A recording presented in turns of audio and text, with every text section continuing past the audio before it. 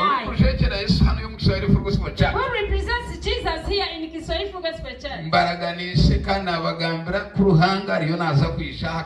I promise to you that God is coming to heal you. Praise Jesus. I believe God will do it.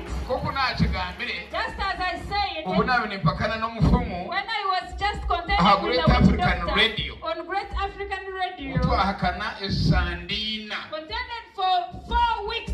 They asked the witch doctor, have you come with your miracle? He said, yes, I've come with it. I will not go away minus doing it.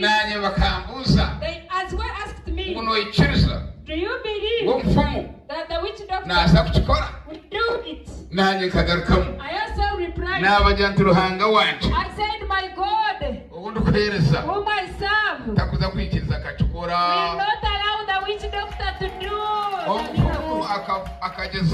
The witch doctor tried. God does the demons. My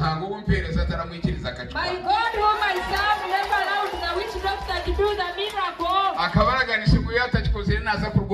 He had promised that if he did do it, he will leave Mbarara. Things were hard on him. He left Mbarara town. Praise Jesus. Hallelujah. Amen. Up to now, I assure you that God wants